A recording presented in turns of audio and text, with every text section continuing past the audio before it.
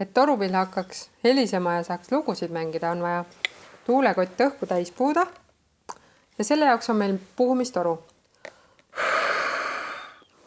Puhumistoru toimib nii, et puhud õhu sisse, siis siin otsas on üks klapp ehk sulgur, et see õhk sulle tagasi suhu ei voolaks. Põhimõtteliselt võiks proovida, kas see klapp töötab korralikult. Selle jaoks võta puhumistoru ära koti otsast, puu üks suur õhujuga välja ja siis tõmba järsku ka sisse. Näitan kohe.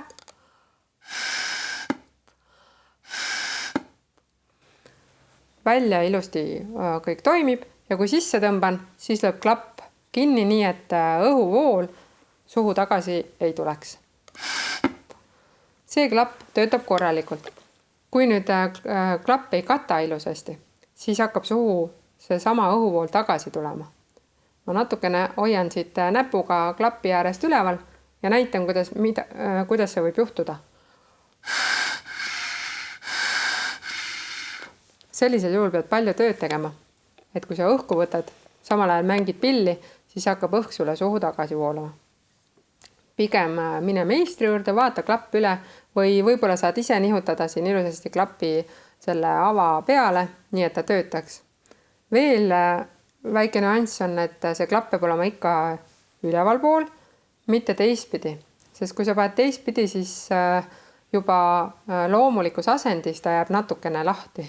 Ja siis on tal raskem klapil juba sulguda. Pealegi võib tekkida selline imelik plärin, kui see klapp korralikult ei tööta.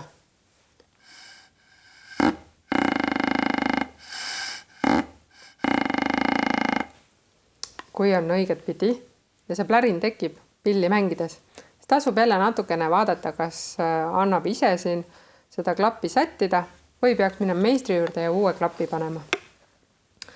Nüüd, kui hakkad pilli mängima, siis puhumistoru tuleb võtta hammastega kinni ja siin üleval on üks äär, mille tagant saad ilusti hammastega kinni võtta. Julgelt. Järgmine samm on hakata õhu juga suunama, et iga puhpill vajab sellist natuke suunatud õhku. Ei aita sellest, et sa lihtsalt hingad, vaid sa pead ka puhuma. Põhimõtteliselt ju, kui sa puhud ka õhupallitäis, siis sa ka suunad seda õhku. Samamoodi siis puhumistorusse tuleb õhku suunata.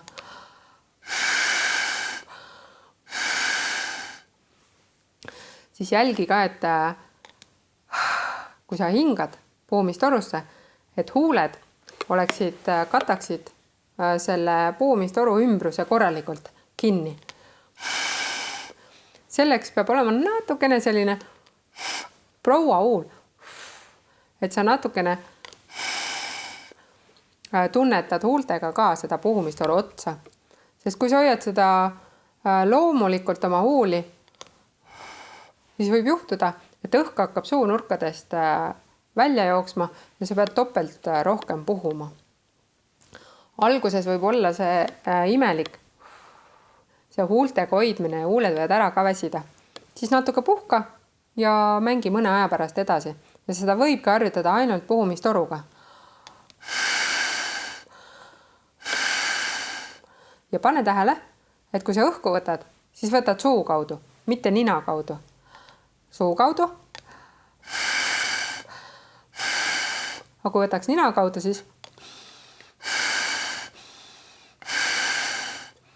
nina kaudu tegelikult õhku voolab vähem kopsudesse ja nohu korral võib ka olla takistatud hingamine. Põhimõtteliselt ongi esimene harjutus, paned puhumistoru ilma isegi tuulekoti küljes olemata, võtad hammastega kinni, sätid huuled ümber, puhud,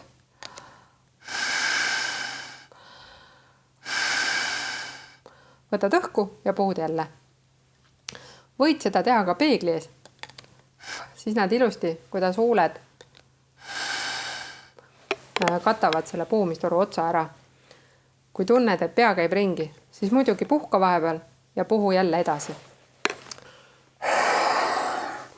Ja kui juba see on loomulik, hammastega hoidmine, hingamine, puhumine, siis põhimõtteliselt on puhumistoru ja tuulekoti õhu puhumine sul selge.